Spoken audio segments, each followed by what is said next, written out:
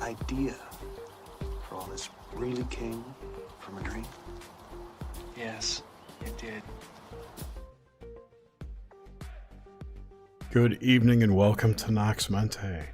Tonight's guest is Saroth the Mage.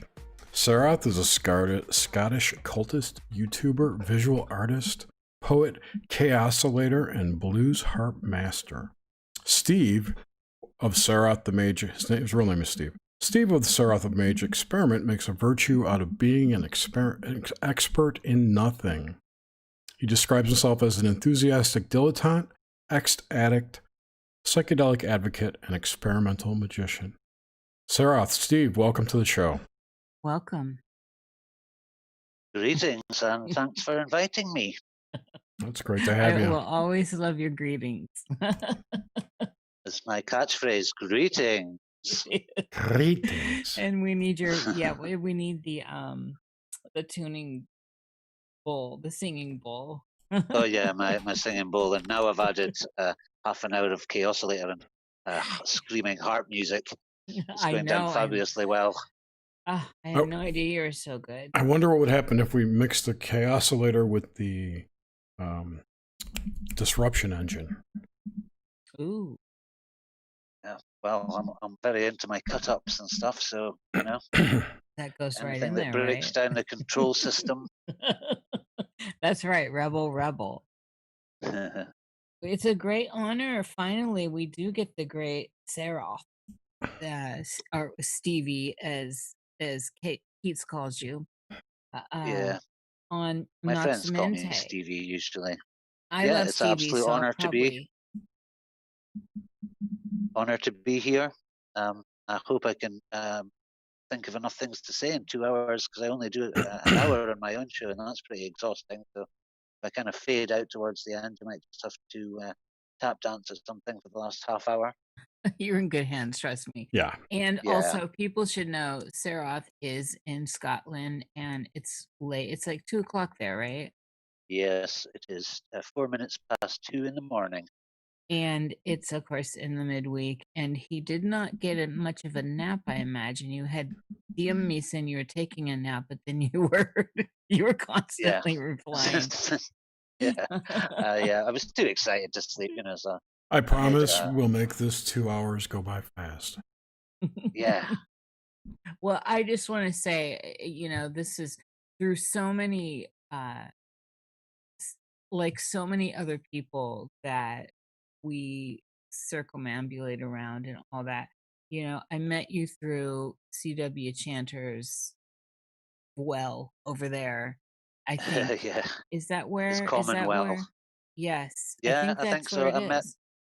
Yeah, that's kind of been the hub of the community, and that's where kind of my whole YouTube thing started, really.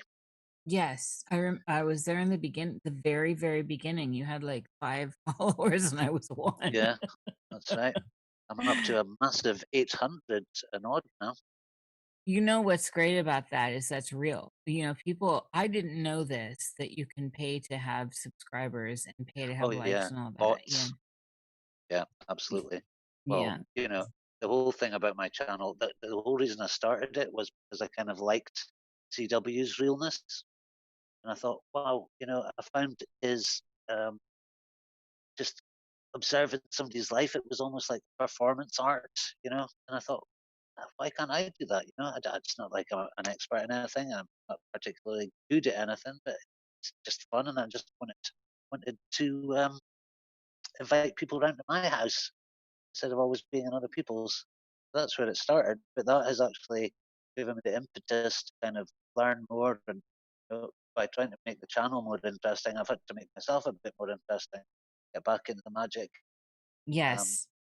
So it's kind of propelling me along quite nicely. It's been a journey. I remember when you were at 125 and you're like, I'm just going to keep it here. Yeah, that's right. That's right. What a silly idea that was. Oh, it's been a journey with you for sure. And so honest. You came on immediately and talked about your, you know, heroin addiction, your drug addictions, and also your wonderful blog, and all that. So it was just so easy to want to tune into. for me at least, because you're bringing in the magic, you're bringing in the honesty, you have grit because you have been through the addiction and life experiences and stuff. So this gives you a depth of presence that, at least always, that's the kind of stuff I look forward to hear. So Thank you very much. and then of course we've done our videos together.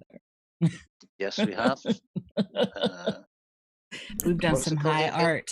Cheating on me Yes, we behind my have. back there. We should do another one. And Yes, of course, there's the Saturday sideshow, which we recently did, which was wonderful. fantastic. I loved it. We kept it with the art and the rock and roll going, and I look forward to definitely more of those with the art and the magic and the rock and roll. Yeah, that's what it's all about for me. Those three sort of combining art, music, poetry, magic, all that stuff, and just chuck it all into a big messy blob with a few Yes. beers and a Yes. few cigarettes. Yes. With the wonderful Keats, at the helm. Yeah. He was at the helm there, and Well, I Davey certainly could and have. I could have. I have no editing skills. I'm not very good technically, so I just press play and go. But Keats was there to hold everything together for me.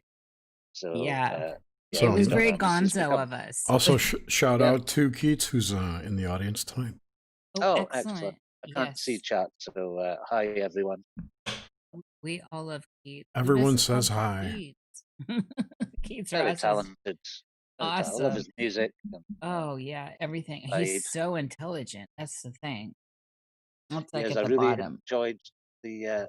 I knew I was coming on, and I listened to his Nox Mente, and I thought, how am I gonna top that? It's not to top anyone. We're all individuals here. There's no competition at all. No, none. But with that said, let's dive right in. Are you ready, Stevie? I am ready. All right, let's go. So let's go back. Let's go way back to the earliest memories you have in this life. And if you could describe them for us, what the world was like, even if it's just the earliest memory, or if it's just the period in which Yeah. that memory swims and lives. Wow, that's a beautifully evocative question. I actually was brought up in a very wonderful time for my family. We had, funnily enough, I was very close to my mum's side of the family. Her father and mother, my granddad and grandfather, the Wilson side. I mean, I look like a Wilson. I've got the blue eyes and the bump in the nose.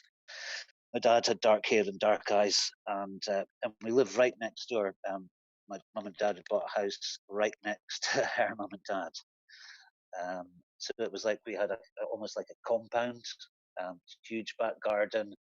I just remember it being like summer all the time. Obviously, I'm got rose tinted spectacles, and yeah, my grandfather had quite a successful business at that point. My dad was rising in the merchant navy at that time.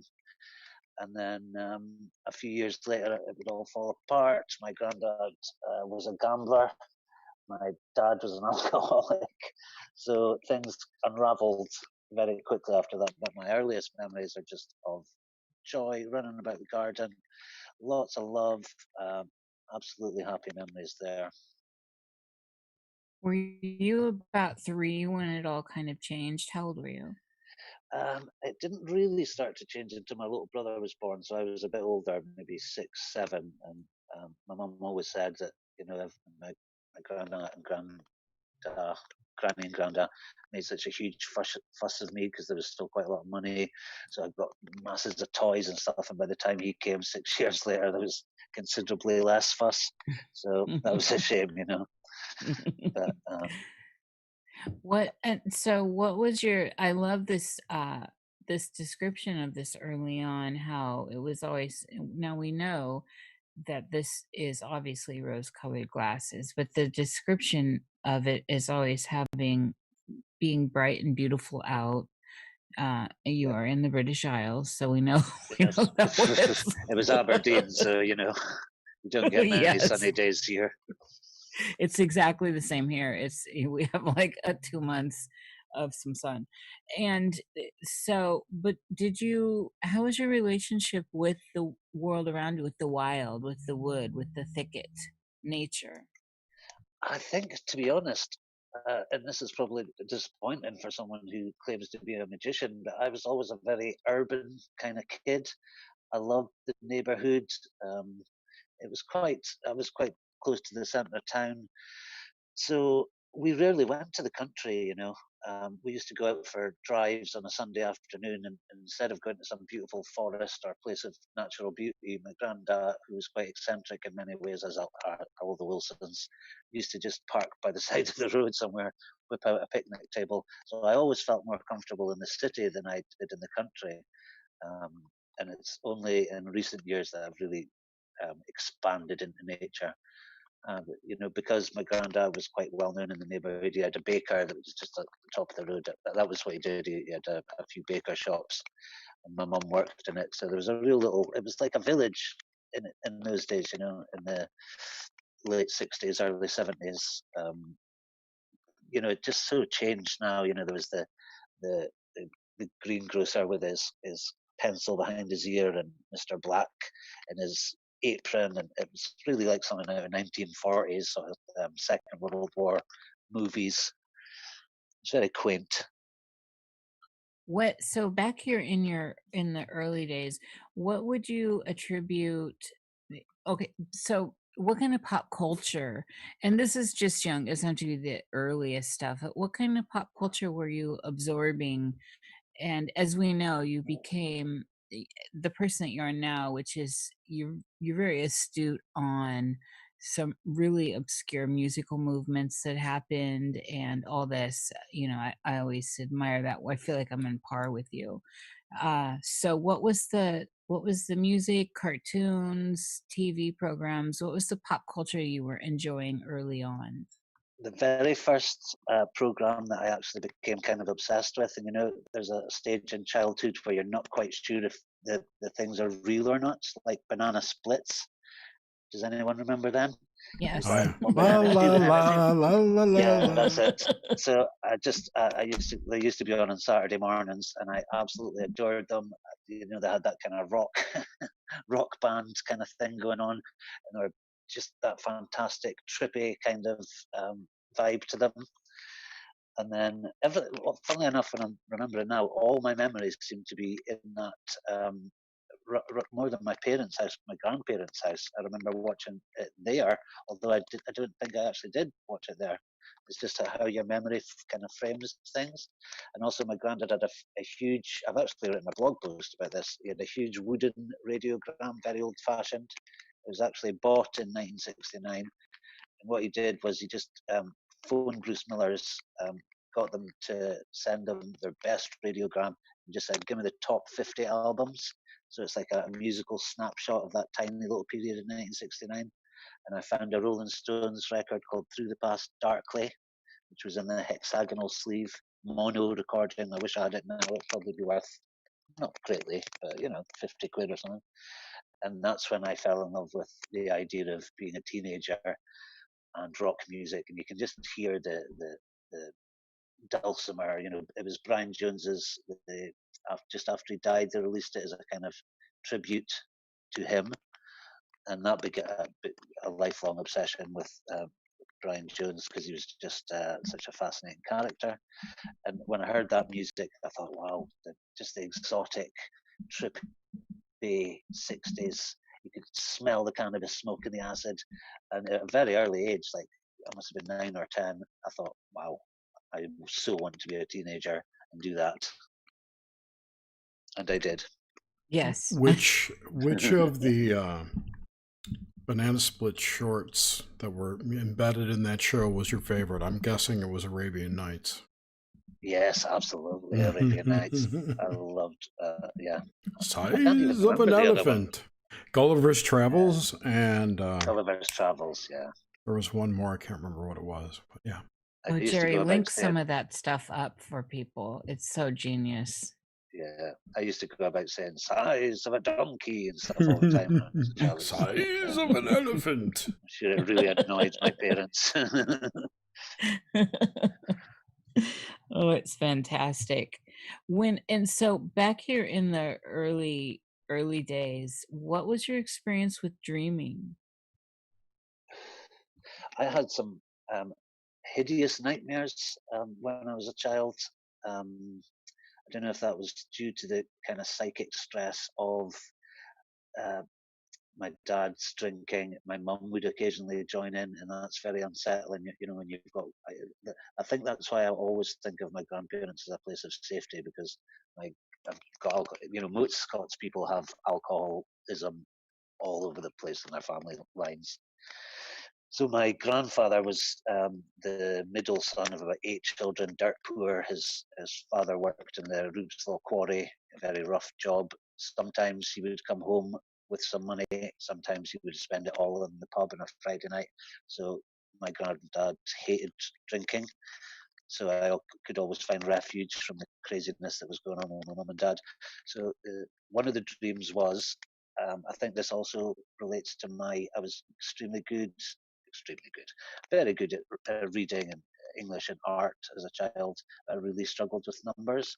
So one of these horrifying dreams was I'd be on a board, like a game square, like Snakes and Ladders almost, and there'd be this witch dressed in rags, very, you know, just your archetypal witch, and she'd be screaming out numbers, and I'd be on this board, completely confused as to what I was supposed to do.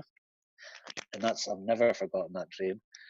The other one was I'd be in some kind of undefined space, and I'd have a tiny little like ball bearing in one hand, which was incredibly heavy, and I'd have a huge ball in the other hand, which was incredibly light.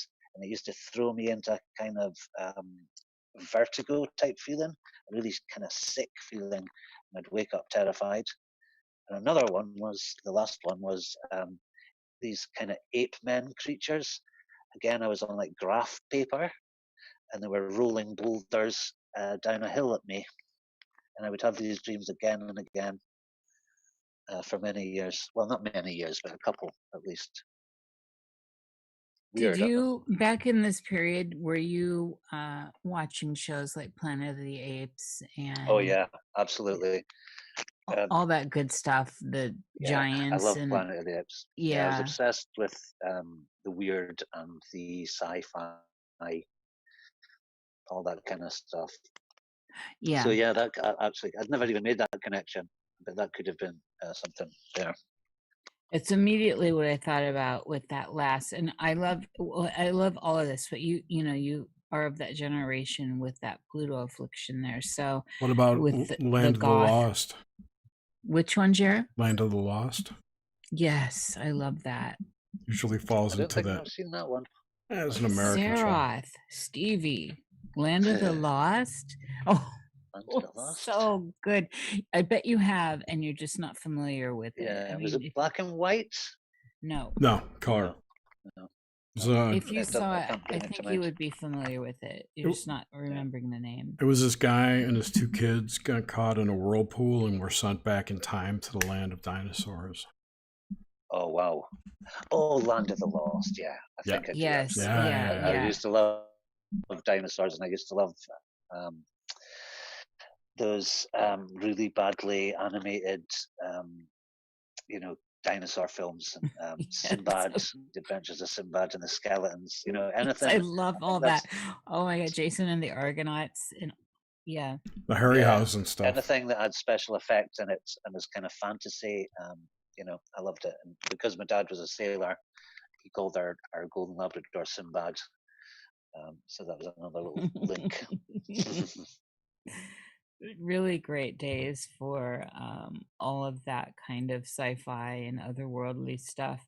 Did you, so back Yeah. here, so you had these nightmares with that territory. A lot of times we encounter sleep paralysis. So did young Stevie encounter sleep paralysis at all? No, never.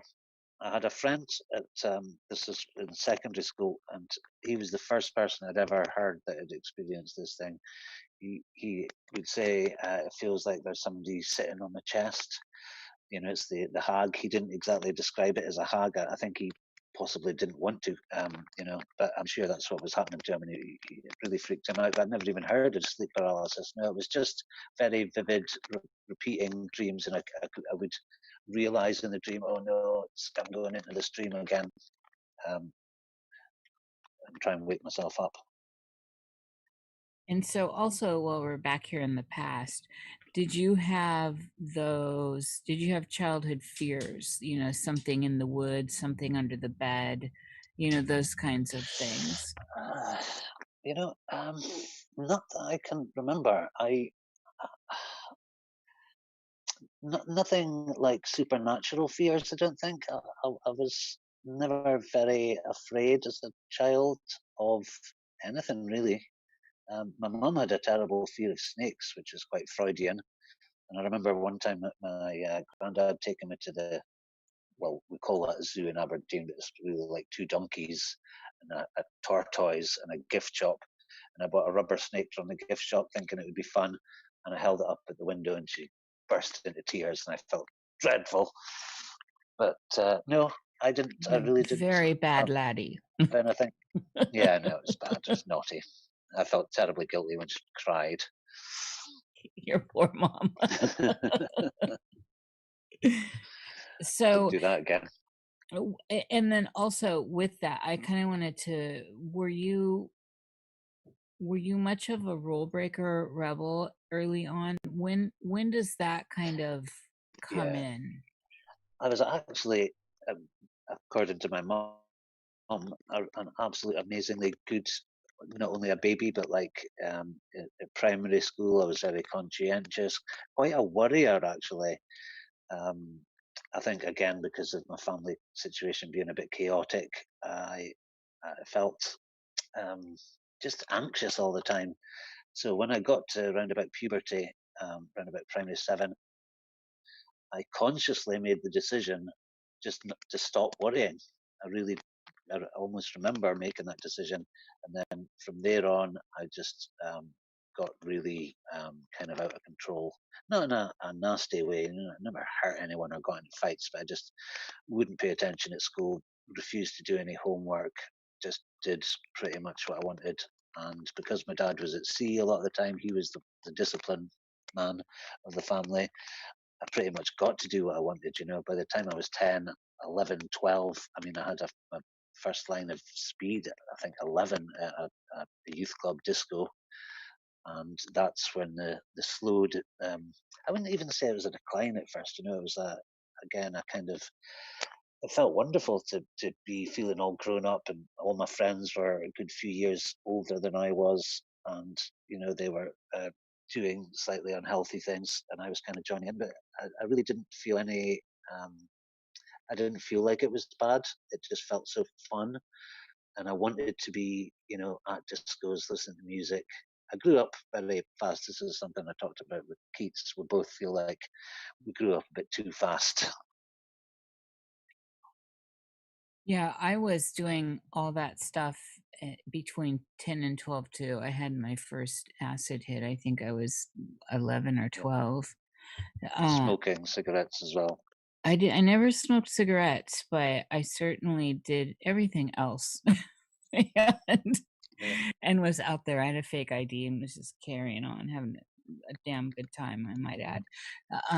And everyone, of course, is of age or a little bit younger. No one was my age, and as you know, and so it puts one in a position of a juxtaposed position of generations. There's like a bridging there. So you're one with these people that come from basically another generation before you that are at the time hip, you know, like you want to be there wild and crazy, and then yours. So which are in school and mostly, it made me a lot more popular with the kids my age. So you know, I had lots of girlfriends and stuff because I smoked and I knew this You were a guy and bad that boy. guy and used to go all nighters. I was a bad boy. Did you have a cool Fonzie jacket too? Yeah, you know what? I absolutely did. I went through a Grease phase. I saw the Of film Grease course. like That was in 21 '78. times one summer. Yes. Yeah. So I was how old? I was born in '69, so I You would were have been 9. how old? 9? Yeah. Yeah. So I Mr. went through my Train Grease phase, Spotting here. and I couldn't get a proper leather jacket, so I got this kind of 50s sort of vinyl thing, and I stuck a tiny little grease patch on the back. It was like my T-Birds jacket. Horribly embarrassing when I think about it. And then not long after that, I saw the News of the World front page. Sid is dead, and I saw a picture of Sid Vicious, Yes. with his hair and his padlock, and I was like, "Who is that guy?" So I instantly became obsessed with punk rock and bought a pair of tartan bondage trousers when I was like 10, and used to hang around this shop called Slaughter, which was like the only punk clothing shop in Aberdeen, and I became a little mascot for the shop. Oh man. It's excellent. I love these stories. So, all right. So, winding back and staying back in this early period. So, pre the psychedelics and the speed and all that good stuff. Give us an if there is a change here. Was there was the dream landscape, the architecture of the dream? What was that like? And if it did change post getting your hands on psychedelics and speed and all that stuff and having a now whole different life, what were the changes? There was a dramatic shift in focus. The nightmares faded really quickly. They just seemed to be when I was kind of struggling to cope at primary school for a couple of years. I really started to find my feet, started to feel quite confident in myself. So the next kind of phase of dreaming was I dreamt about this girl who had never, I'd have these romantic layers, and not necessarily sexual things. It was just like, I'd meet this girl in a dream. Couldn't quite see her face. I'd wake up in the morning feeling all like, oh, that was amazing. I totally really chased this girl through my dreams for like, 10 years. So that was the next phase that I remember, is this constant longing for like a soulmate in female form. That's and as you probably know, that's just classic. And too bad you didn't have wet dreams. I mean, I live for those still. They're my favorite. And I love a hot, sexy dream, and especially if it goes to fruition. I mean, it's the good things in life, baby. So I this don't dream think I girl. gave my wet dreams a chance because I was emptying them Oh, too quick for them to build really up. at that age? So, Yeah. oh my, that's that hot Scottish blood. So anyway, or Oh yeah. yes, and so the dream girl, 10 years. Describe, which is the anima, of course, but describe her to us if you recall. Well, this is the thing. I could never remember really what she looked like. I did meet, I fell heavily in love in first year when I went to, we call it secondary school, you'd call it high school. There's this beautiful, I thought when she first walked into class, because I'd been at two of the schools, we moved around a lot because one of my dad's tactics to raise money was to sell a big house and move into a slightly smaller house, live on the money for a while. Because by this time he was captain in the merchant navy. Captains are allowed to drink in their cabins, so he was starting to lose one job after the other at this point. And as his finances were going, my grandfather would have to bail him out, so the whole family was going down, down, down.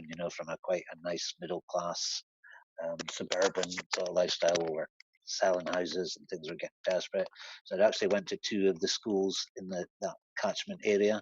So I knew a lot of the kids already, but I didn't know this girl. And when she first walked into the classroom, I was just, she had jet black hair, piercing green eyes.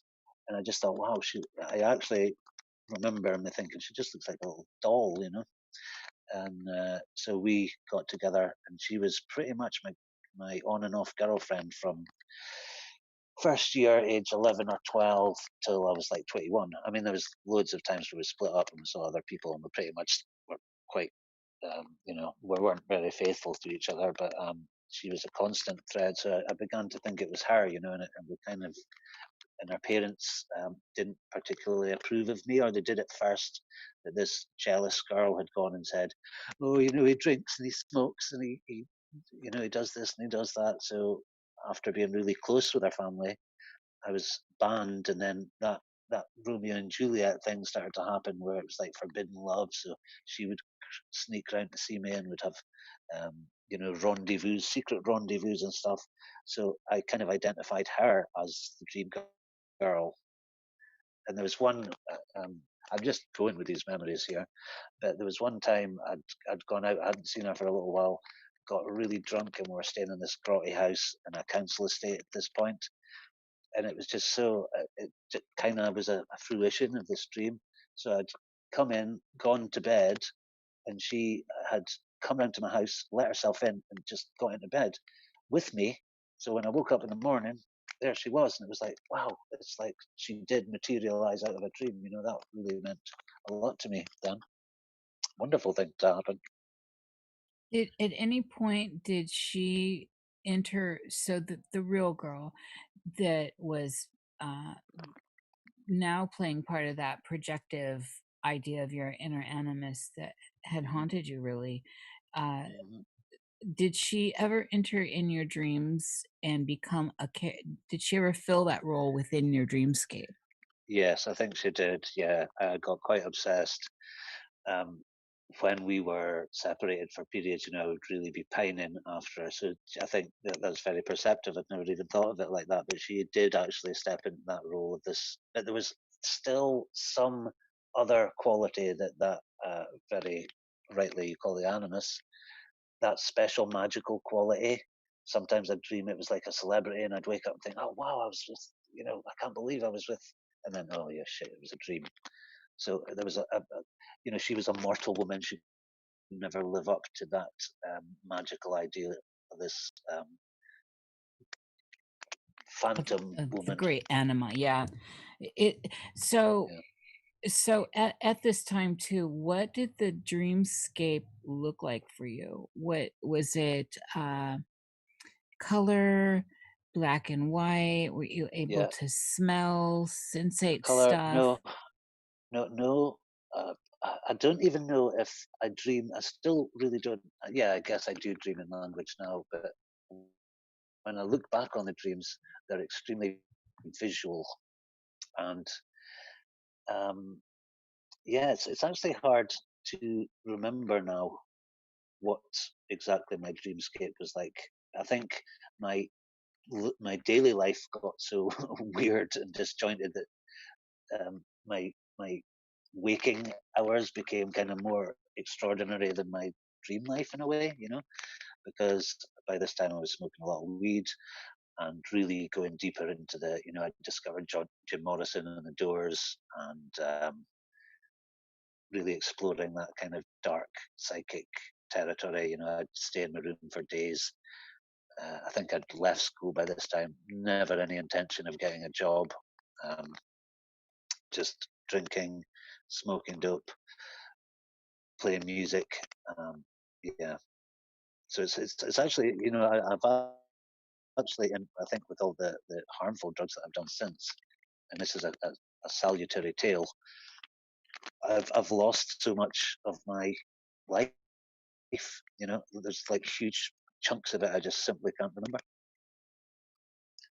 Yeah, and that happens. It's also one of those things we ponder here as well, because the past is you really can't hold on to it. There are, with evidence that it existed through video and photos and art and architecture and all this stuff, but it's quite elusive when we think about the idea of memories and living, especially when we're Yeah, talking about one's own memories, what's real. And then when we start overlapping dreams, versus memories, these boundaries are very thin. And then you layer in drugs.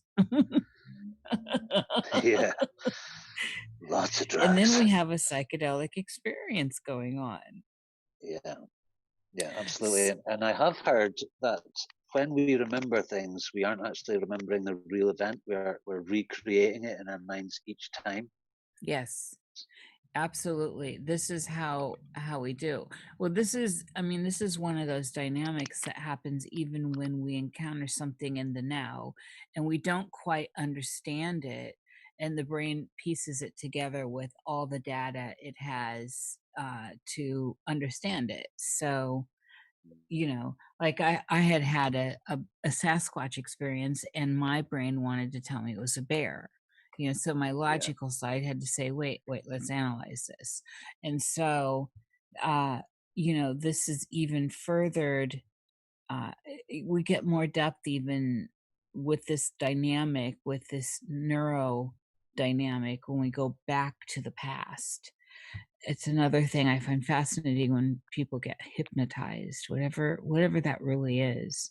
So in the dreamscape, were you at all the younger Saroth? So this is just, let's part your life into two right now. So 25 and under. Did you experience anything that you would consider lucid dreaming, or from there up, lucid dreaming to full on astral projection?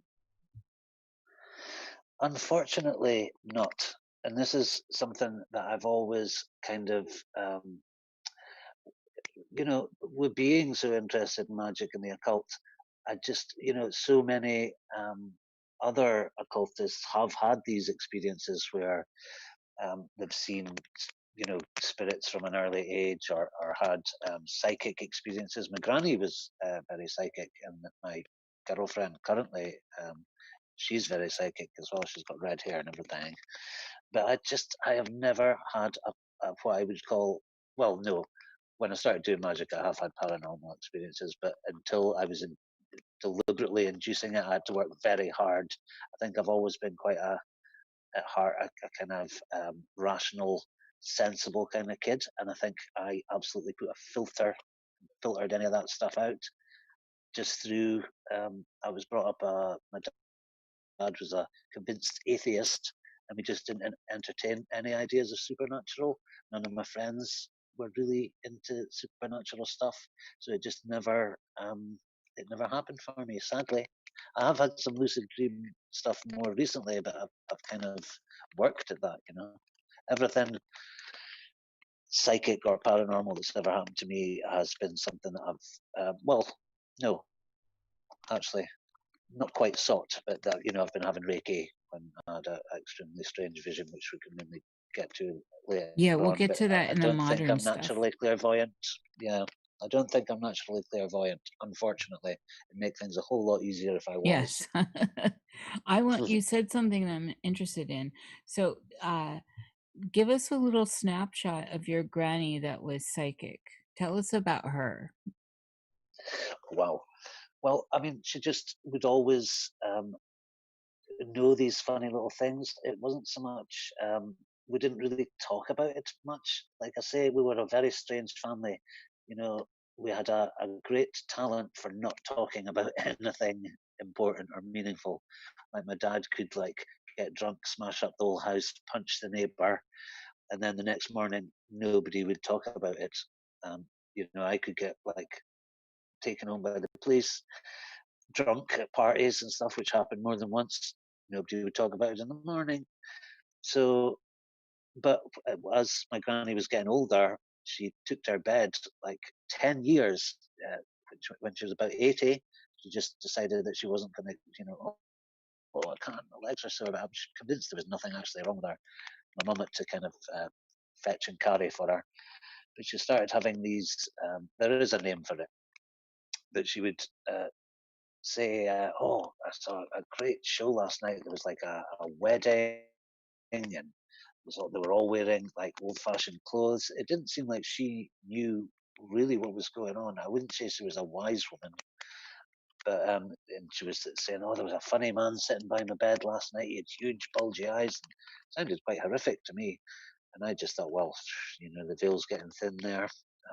But she lived till she was 91.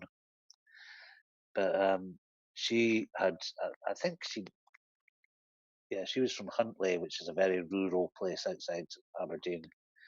Her father was a horse breeder, so I think they were much more in touch with like the legends of fairies and the folkish stuff. weird Scottish folklore. Yeah, which is really juicy. It's very juicy stuff. What were so in your house? Were you raised with a religion? no, absolutely not. My dad, like I say, was an atheist. My granddad was an atheist. My mum's dad was also there's a guy called Willie Hamilton, a kind of anti-monarchist communist dude who he quite admired. So religion was not a thing. My dad's dad had been a Freemason, but I never really knew him. His parents died when I was really young. I did find his like framed Freemason scrolls and all that kind of stuff. I'd have loved to know him and talk to him about that kind of stuff. So no, no religion. My mum was a kind of sentimental kind of Christian. Occasionally, she would watch songs of praise and have a little tear in her eye after a couple of glasses of wine. But no, it was. And Aberdeen is a very, very secular city. I think I read somewhere that it's got the lowest church attendance in the whole of the UK. It's a godless place, is Aberdeen. So I there's no love religion. Aberdeen. Yeah. And we have such amazing people there that we all know. There's like a group of you there that are just like some of my favorite people. Weirdos, yeah. It's so wonderful. Yeah, the godless city. Yes, it is. I had a friend, a Russian artist, woman, came to visit once, and all the churches, or many of them on the main streets, have been turned into nightclubs, and she was appalled and couldn't believe it that would turned these beautiful church buildings into places of drinking and revelry. But yeah, that's how we do it in Aberdeen. So when you were so now and this is how our Nox Mente stuff kind of unravels and unfolds with the dream life is the template, but depending on the person, I like to weave in and out of their narrative that I'm aware of. So, and how that affects and impacts the dream life, which then affects and impacts the life that people know about them. So, our community, knows you, and you've put up a lot of raw video talking about your struggles with certain things and your triumphs with others. Tell us about how you first started getting connected into, and you have done this on your channel, but for people that may not know, into magical workings, and then relate it to possibly the dream world and your experience. And the dream world, we can overlap that here, Saroth. And the dream world could be your active imagination world, the world in which is between the veils. And we get that with doing magical work, as some people may not realize that. Oh, absolutely. I mean, I've always loved to. I've always loved, at school, my creative writing was like off the charts. It went down very well with all my English teachers. I read at a very early age, so I got a lot from books. How I got into magic was, bizarrely, I found a book called Magic and Occult Primer by David Conway in the school library, and it had fantastic like book. Yeah. Surprisingly, I ordered it many years later, and of course, I had it for a couple of years as a child and lost it or lent it to somebody who never got it back, and I'd kind of built it into this fantastic thing. Then when I got another copy, I was like, oh, it's good, but not as good as I remembered it. No, but I stumbled upon so I it the got same that. way. absolutely the same way. I was like, Yeah, whoa, who is this David Conway? And then looking yeah, back, but it was a gem to find at the time when there it was was. not And then much in out those there, days, Saroth. that was no, absolutely not. Especially not in a small town like Aberdeen. You just could not. You didn't meet people that were into the occult. There were no occult bookshops. There were no New Age shops. There was nothing. So this book really, it was fate that it fell into my hands, and that was the first time I'd ever read about the astral plane.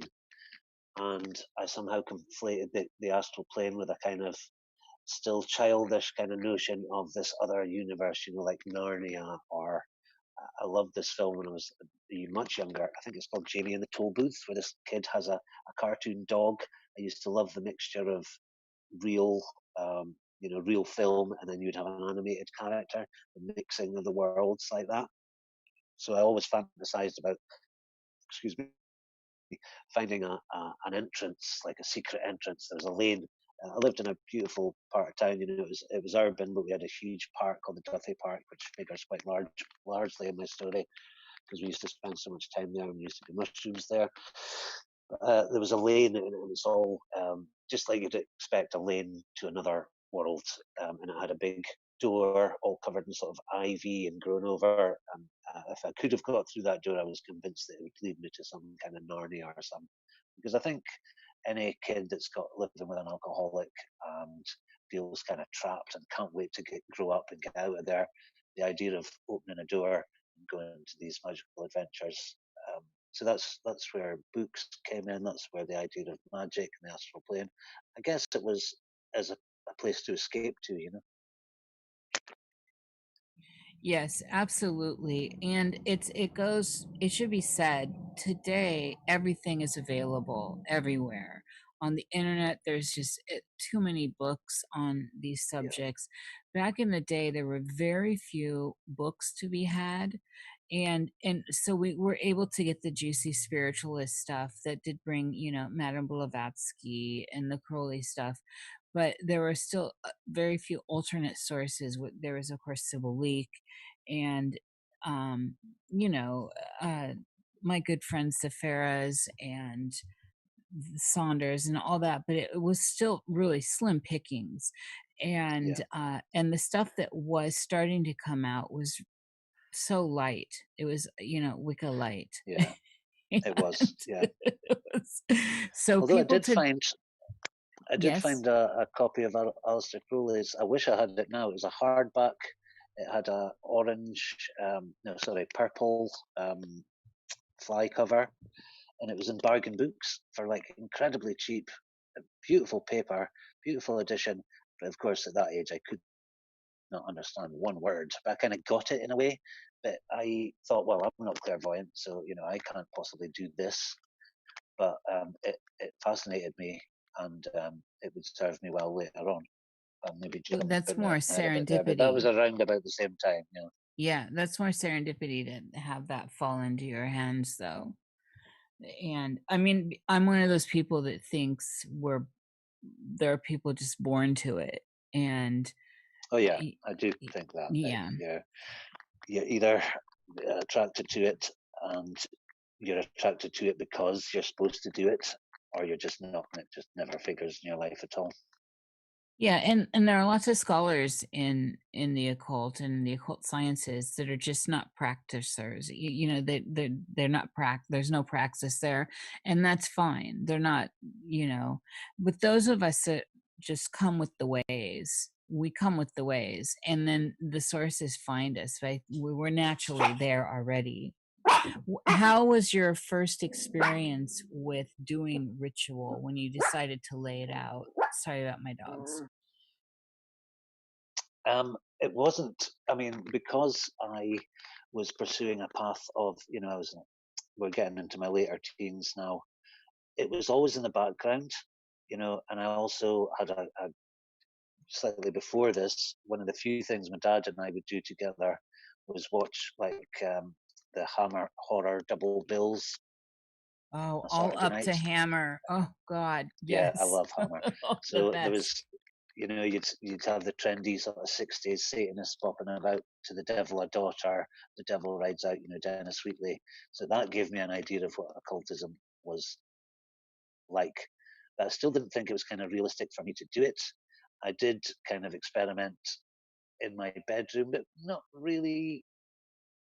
I was very scatterbrained, and I was more into art and poetry, painting, drawing, music, girls, and it just seemed I just don't really have the time to stay in my bedroom and study and work magic. So it really wasn't until I'd kind of been through my first phase of addiction. Well, that's not quite true. I did practice some of the Crowley Star Sapphire and stuff in my bedroom with some success. I felt like I was getting somewhere, but demons didn't appear in a puff of smoke and start giving me like magical objects and stuff. So I really didn't take magic seriously until as recently as sort of 2000 is when I first started doing rituals properly. It was with an ex-girlfriend by that time. We've got a book, Isis Magic by Isadora Forrest, I think it was. And then that's when it really kicked off in earnest. So the results came so quickly. Within a few months of starting the rituals, I was full on channeling entities, getting pages and pages and pages of stuff, which I would kind of scry and just go into a kind of trance, and I'm not quite sure how I managed it. And then various voices would speak through me. She would write it down by hand while I was speaking it. Then I had a bizarre out-of-body experience while I was getting Reiki, and that Reiki is not supposed to do that, as far as I know. But I was sitting on the chair, and the next minute I'm kind of shaking. There's tears rolling down my eyes, and I'm looking at Earth from way up in space. And I had a voice, and I really wouldn't have expected it to say this because of my interest in Crowley and kind of more traditional magic-y magic with a K. But it was like, we are the Pleiadians, this is the Earth. And it gave me this ecological, I have told the story before, of course, but it gave me an ecological message. But my first response was not to say, okay, I must go out and save the planet. It was like, that seemed kind of almost in a way false, although it was probably the most real psychic experience I've ever had. There's no drugs involved, no mushrooms. It was a spontaneous out-of-body experience. The Earth looked absolutely beautiful. It looked like that famous picture of the blue marble. It had like a halo of light around it. It was, when I look back on it now, I was like, why did I not take that more seriously? And continue. That was a major lead, and some people would die for that sort of experience. But at the time, I was still 1 foot in that world and 1 foot into selling drugs on the streets. So that's the two worlds don't go together very well. I find it interesting that this was the Pleiadians. What did you know about the Pleiadians at the time? I mean, it just seems, and it's way before I think a lot of that stuff became so popularized as it is now. Yeah. I didn't really know anything about the Pleiadians. I think I'd heard them in connection with some New Agey. There were some New Agey books that I was kind of aware of, although I wasn't interested in it. But I was almost disappointed that it wasn't Horus or something more traditionally magic-y. I was like, a little more grit. 6 of 1. I think Pleiadians just an upgrade from the Egyptians. Yeah. Why the Pleiadians, and why this ecological message? I'm not really interested in ecology. I was deeply selfish and hedonistic, and it was like, well, if you're looking for someone to save the planet, you picked the wrong guy. But I almost got the feeling it was like a kind of something false about it. Something didn't ring true. Like I wondered, are the CIA putting out like weird frequencies? I was maybe slightly conspiratorially minded in these days. But it's likely that it's something like that. I mean, it could be an AI for all we know. It could be. Yeah, I mean, it did seem just something inauthentic about it. But I've always had these twin impulses. One part of me wants to move towards something, and the other half saying no, pull away. And I think that's caused a lot of tension in my life. It's only lately I've started to integrate all these competing strains and tensions. So when I was getting the channelings, I was into it at the time, but I began to even get suspicious of them and think, okay, is this just bullshit coming out of my own? And I'm open-minded about it. I don't think that there was some august angelic beings necessarily speaking through me, but I was definitely tapping into some deep source of fantastic material. It was very beautiful, poetic, made a lot of sense, the stuff. And my friend still not lives by them, but she certainly had never doubted the authenticity of them. Whereas I was like, oh, this is getting a bit much. And because there became an expectation that I could just do it, at the drop of a hat, I began to kind of pull away, and again, I got back into my wild ways. So it was a false start in many ways, and it's only recently where I seem to get really into something, and then the call of the wild, and I'll drift back into. Although I haven't, I've been clean for a good while now, and I don't see any possibility of me going back. That used to be the thing. I'd feel like I was advancing spiritually, and then I'd just suddenly, oh fuck it, I'm going back to my old friends and hanging about. So I've only recently put that in perspective because I'd written it off as pure fantasy. It was all, I was very much into the psychological method of magic.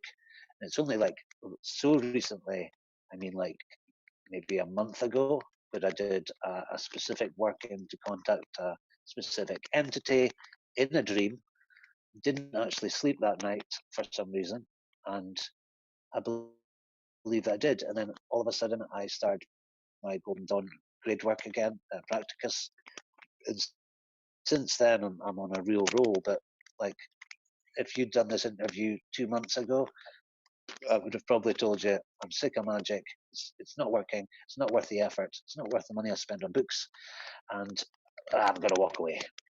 It was almost like that. Although I knew I wouldn't really walk away, but sometimes it's frustrating the amount of work I have to put in for slow, gradual rewards. The Golden Dawn system is not the glamorous evocating spirits, and it's quite dull and workmanlike. But I have been doing evocations. I've finally accepted that there is a vibrant and living spirit world. The evidence is just so heavily against the psychological model now. And although I've never actually seen a spirit, I've had my channeling experiences, I've had some visionary experiences, but I've never felt like when I invoke one, it's there. I've never felt that presence. So that's the next phase of my work, is I really want to connect and see what everyone else is talking about, because with the renaissance of interest in grimoires, you've got Stephen Skinner and people like Jake Stratton Kent and all those guys. There's really been a rebirth in interest in the old magic. Yeah, is definitely a renaissance. I don't know if it was Keats and I talking about this. It's certainly something we would talk about, but I do think that the cult of psychology has done a lot of damage. It might have been, I don't know, it's one of our friends. The cult of psychology, and I am of this school. I came up through Jungian praxis and all this, and I'm certainly, gone through analysis, and uh I'm not putting it down in any way, but it has certainly taken a lot of magic out of magic, and That's exactly what I was going to say. yeah, and it scrubs it all down, and especially when we start hearing the real life stories of people like Freud and Jung behind the veil, because all the personal stuff has been locked down for so long, that we start to see how messy and sloppy they were, and how Yeah. deeply occulted they were.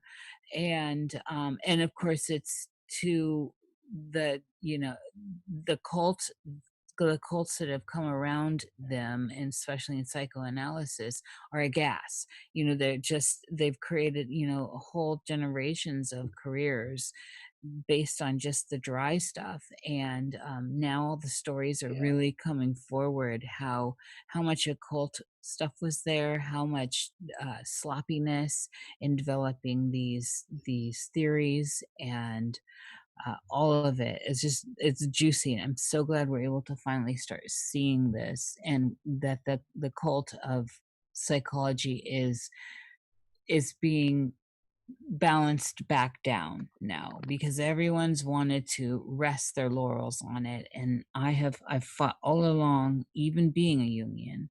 So I'm interested in backing up here, and would you give us an idea of the mechanism in which you were channeling? So, like, what are the P's and Q's of that? Because it's the Okay. channeling things always flexed me and excited me at the same time. It's so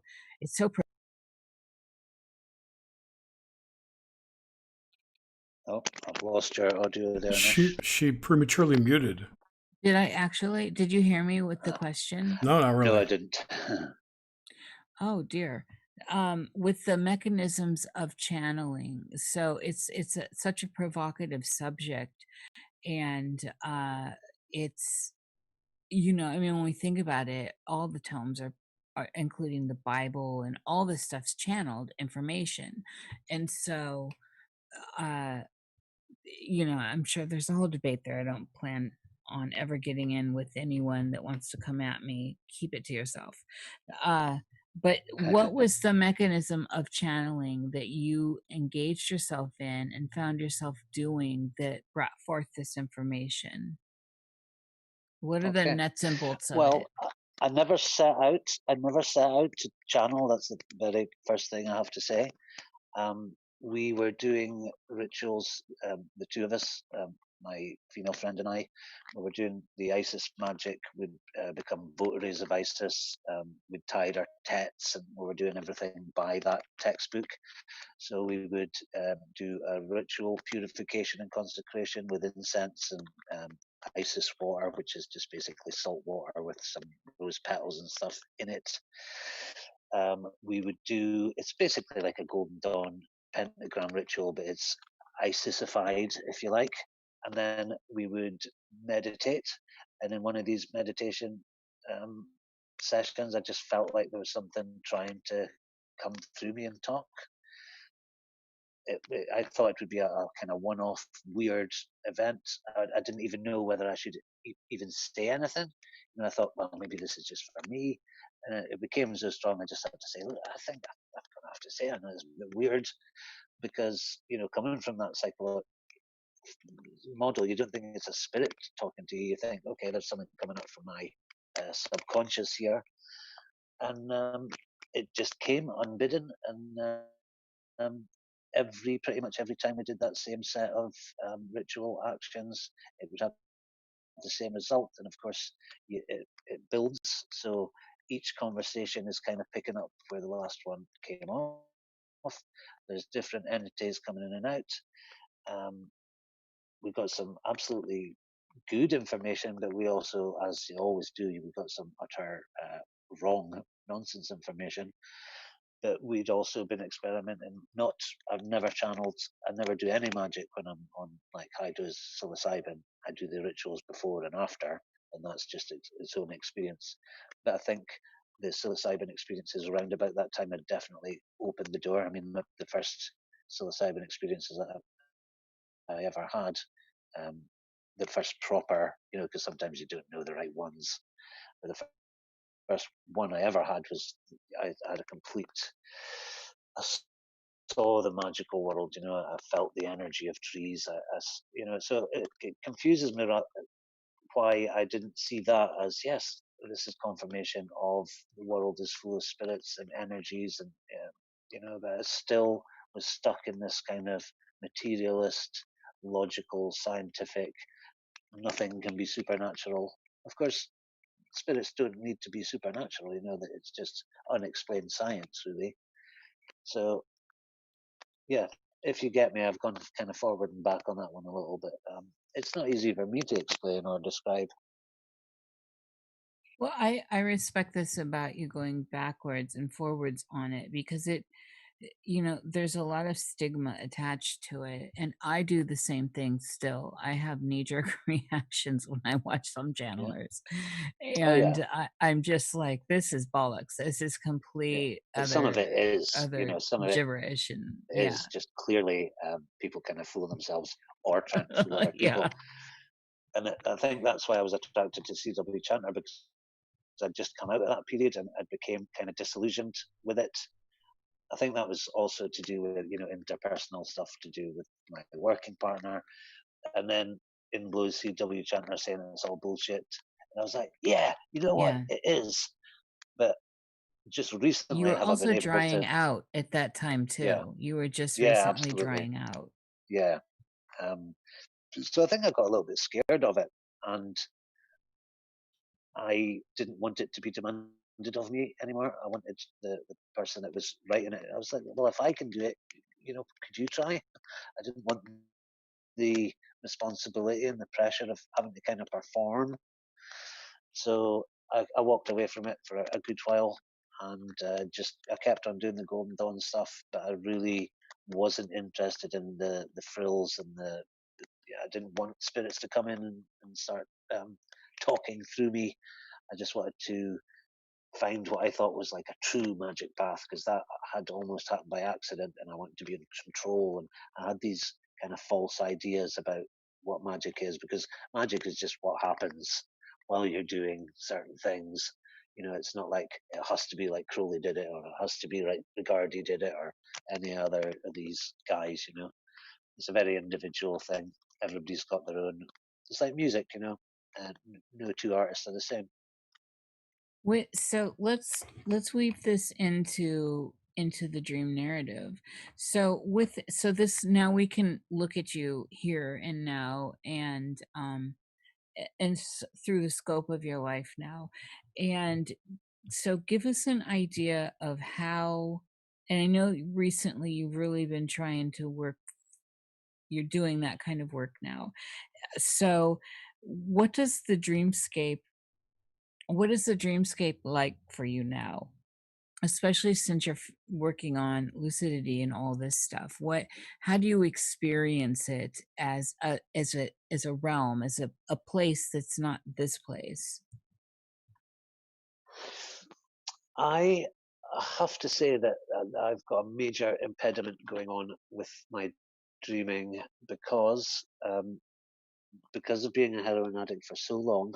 It's like extremely physical body, but there's no denying. You're not.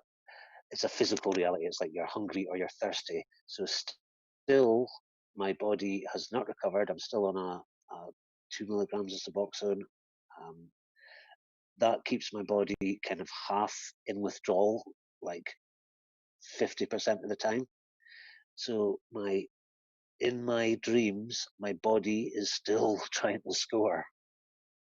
So much of my time in dreams is spent with random kind of druggy kind of situations, trying to score. You can never get high in a dream. So unfortunately, a lot of it is still bogged down with that. And if I'd known that this lockdown was going to happen and it had been so long, I swear I would have just said, right. I tried to do it. When was it? It was 3 years ago. I tried to come off, and it was just so hideous that I ended up kind of giving up 3 weeks in. That's funnily enough when I started watching CW Chanter and getting involved with the kind of online community, if you like, because I was so isolated. And coming into chat and saying hello to people, it was contact that I really badly needed.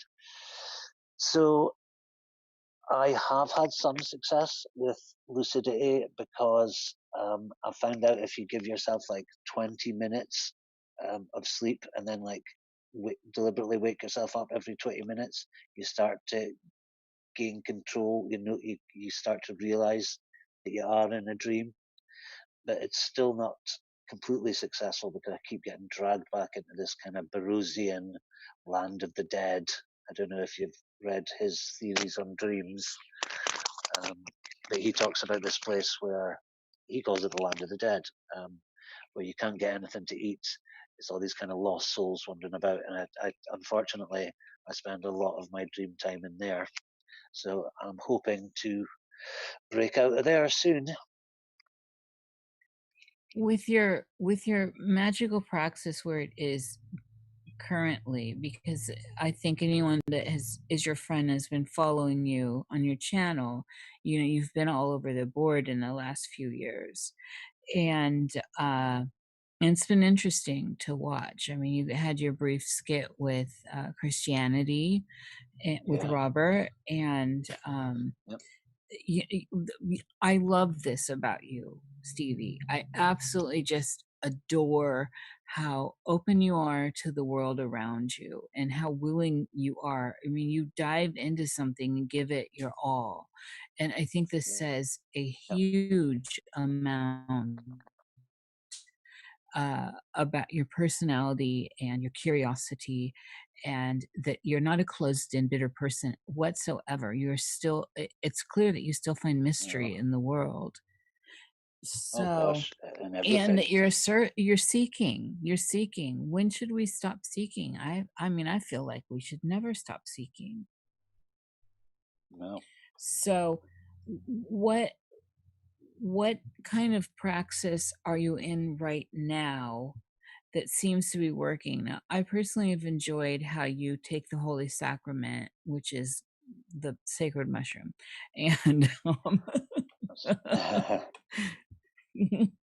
and then let that inform you as to, like, through the etheric magical ride that is that, and then you come back from these journeys and process, you do the process work, and Yeah. unfortunately a lot, you've done that in public for us to all go along with you on that journey, which has just been remarkable over the years. So what kind of work are you doing magically currently, and how has everything that's come before it filled this into where you are? Are things being, are you successful currently with your magical workings? I am. Not all the time, you know. It's never an exact science. You know, the after the ISIS magic, I moved on to just a self-initiated Golden Dawn magic manual, Kabbalah magic by Liam Thomas Christopher. I wasn't particularly attracted to Kabbalistic magic. It was just one of the paths, and it almost, you know, I would have probably temperamentally gone for something more like Thelema or something, but it just so happened that this book fell off a shelf when my friend was in Treadwell's in London. She brought the book back, and I thought, this is a pretty solid base. You know, most modern magic comes from the Golden Dawn. You know, Crowley just kind of added his own little touches here and there, and I thought this is going to be a good firm base. It is not fireworks. You know, it's hard daily work, meditations, visualizations, pentagram rituals, hexagram rituals, invoking the elements. You know, so that's the solid stuff. The more exciting stuff I'm doing at the moment is working from the Arbitel of Magic, which is the Olympic spirits. So I've only done 2 evocations, but I would say the first one wasn't too successful because I hadn't done the preparatory work properly. Second one far more successful. I'm also working with a Goetia, a very interesting approach to Goetia called Goetia pathworking, where it's all done in your imagination, and it's very simple to do, very effective, I've found. But I find it hard to stick to, you know, almost the first page of that Golden Dawn manual says, read about any other practices you want, but if you really want to succeed with this magic, don't do any other rituals or practices. And of course, I disregarded that from day one. I can't help myself from dipping into things, and that's why I call myself a dilettante, because I do jump about from practice to practice, just experimenting. If it works, I'll keep doing it. If it doesn't, I'll kind of lay it aside.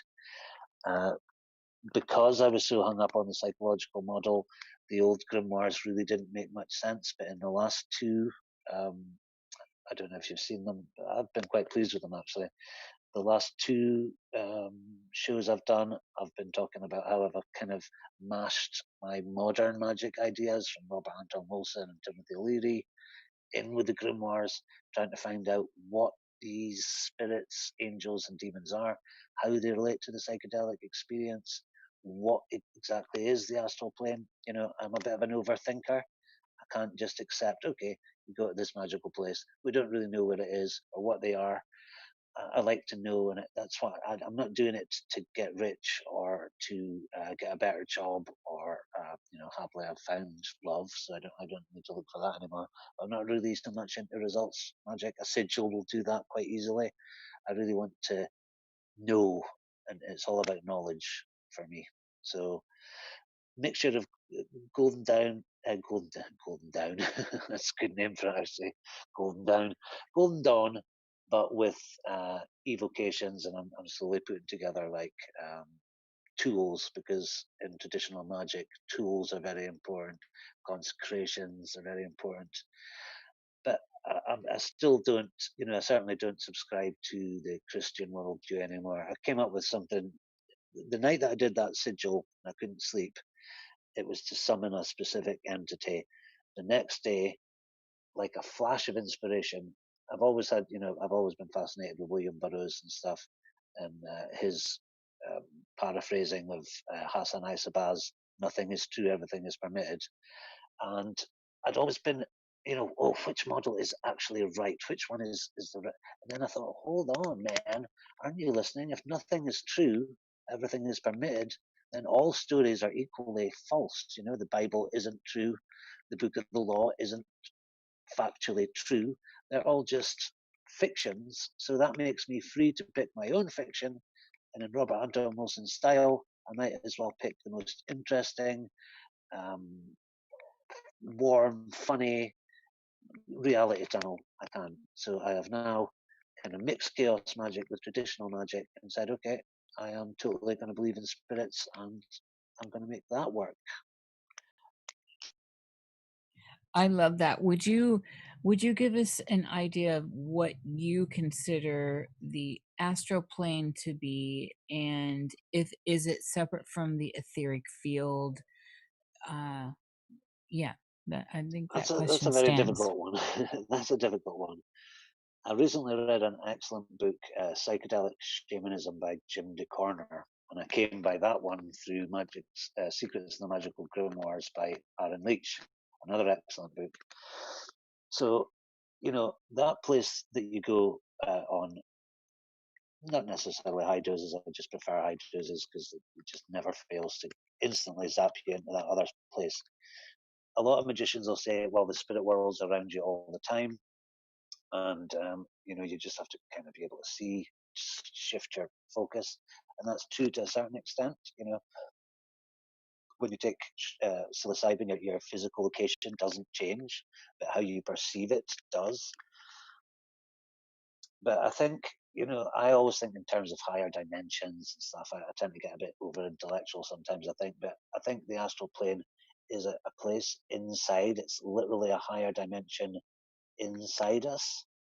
Like if you think of dimensions as one being perpendicular to the next, then any dimensions higher than the three of space and one of time kind of have to be inside. And so it's all around us, but it's also inside us at the same time. And I think this paradox of inside and outside is very important in the psychedelic experience, because paradoxes seem to resolve in that space. The language that ties us into this reality loses importance. English language, to me, when I'm on psilocybin and magically altered states, seems so incapable of describing what reality actually is. So, have I answered the question? I don't think so. I never come up with answers, only more interesting questions, I think. Well, you gave us an outline. What I feel like I don't have an idea what your idea of the etheric field is. The etheric field is like, is that like I mean, everybody has such different terminology in occultism, which can be a problem as well. The astral plane is where entities, everything from the manted beings that I've seen to the lion people that I've also seen, to the more classical sort of ideas of angels and demons, exist in this other realm. You know, it's not obvious to us in our everyday consciousness. You know, it's like a shaman thing. You know, like the Yes. ayahuasca dudes. I think they would say that there's usually three worlds. It's like the middle world of normal consciousness, and you've got an upper world of like good spirits, angels, and God, and you know, perhaps pagan gods and all that. And then you've got an infernal or chthonic world where are the more sort of dangerous. Some people call them evil. I don't believe they're necessarily all evil. You know, like the goetic demons and stuff. And you've also got your land of the dead there too. But really, it's all around us all the time. It's just being able to tune into those different frequencies. I think it's like tuning a radio into a specific station. It's all demons, if you ask me. It's all demons. Everything is demons. That's the folly of it all. How, if you could quantify it in a way, is it in terms of how we experience what we consider the reality plane, which you know, I guess I find myself in the rebel group with what I think this is, but that's another day in another place. How real I know are what those? you think it is.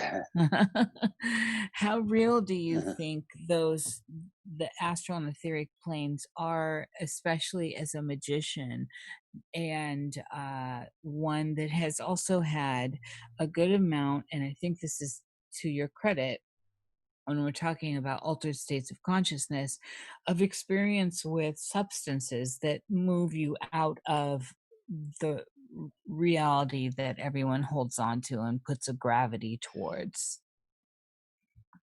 Yeah. Well, I think they are I mean, at the time when you're in them, they feel realer than this does.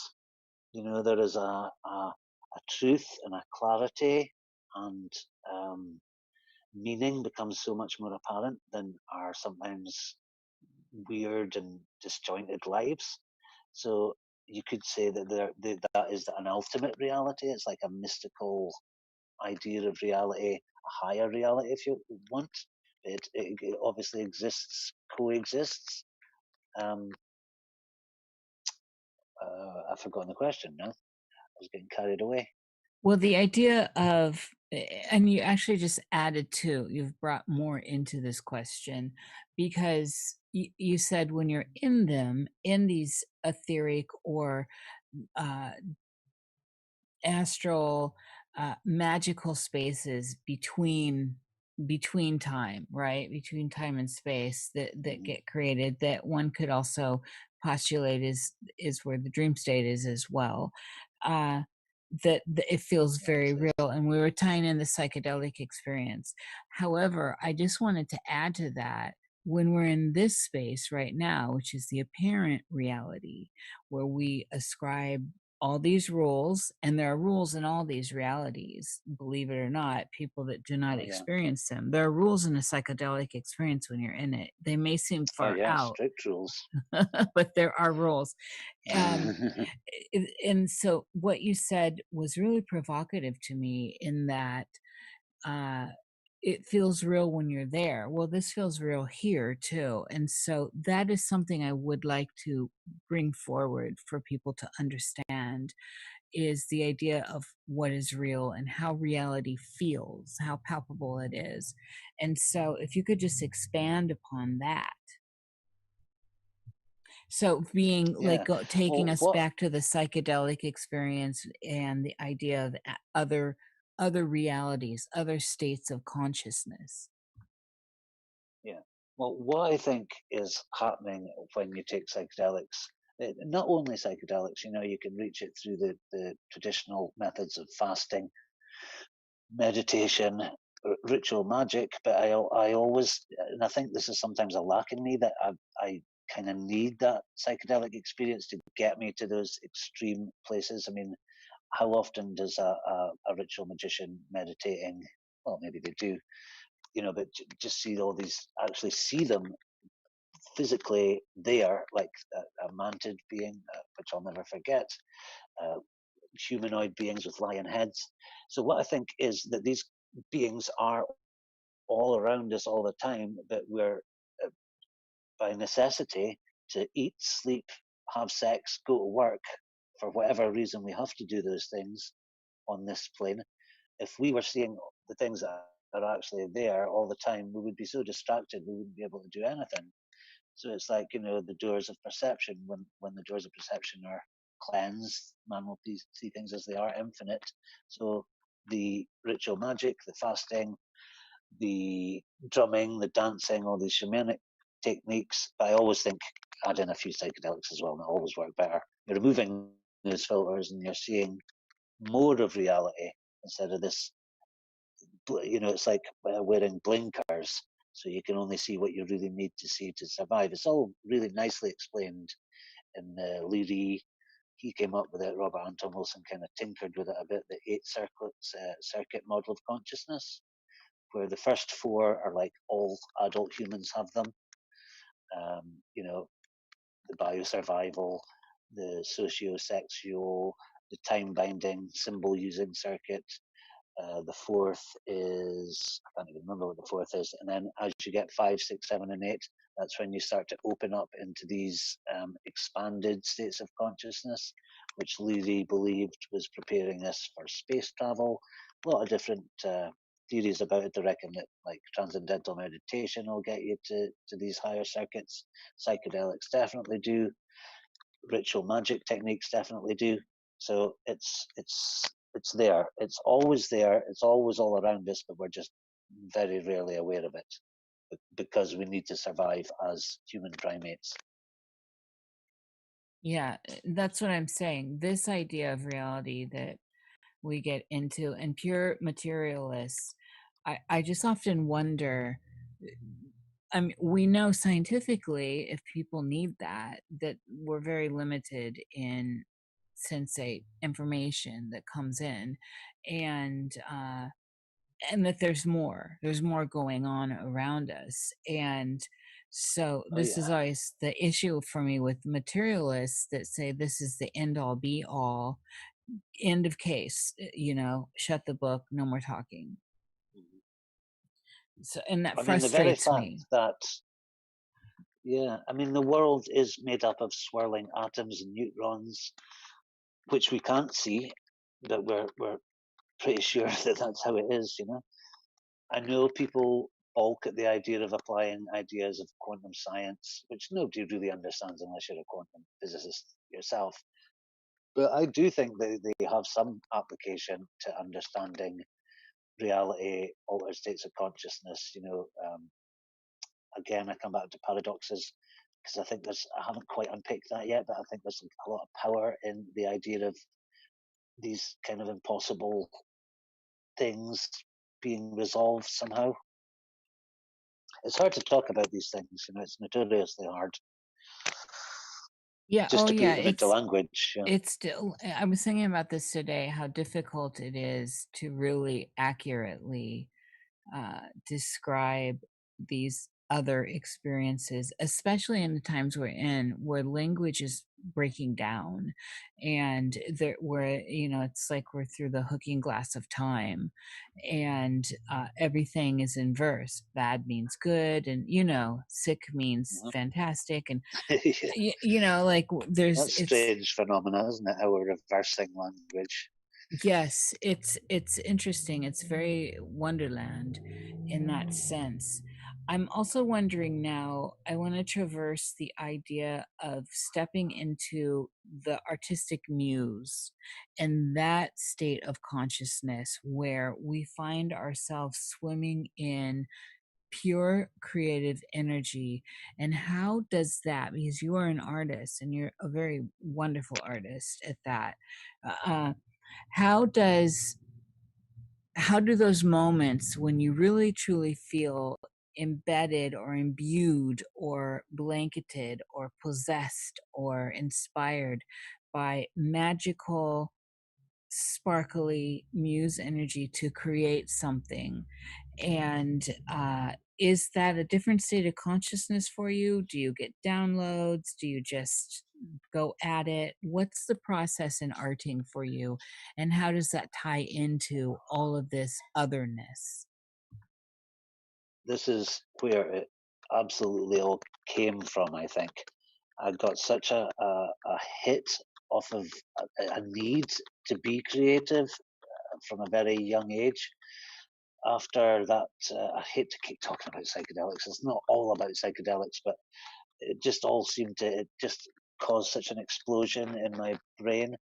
And not long after that very potent first one in the Duthie Park, when I was talking to trees and the air was full of alive things, I got very interested in visual art. I saw Van Gogh, or Van Gogh as you Americans call him, and the colors and the wavy lines, and I thought, geez, that guy was tripping all the time.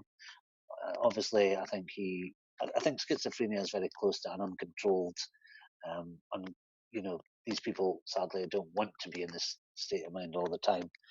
So I immediately made the connection between altered states of consciousness and creativity, and chased that. I wasn't interested in magic for magic's sake. It wasn't like I didn't want to be a kind of find God or anything like that. I wanted to be better at art and to be able to express myself better, to make better music, to make better paintings.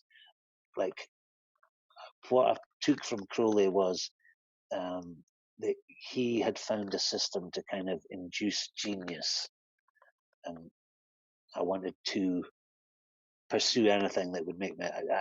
It's like the classic story of selling your soul to the devil to make you a good violin player or a brilliant artist. I'm also fascinated by Picasso. I love painting.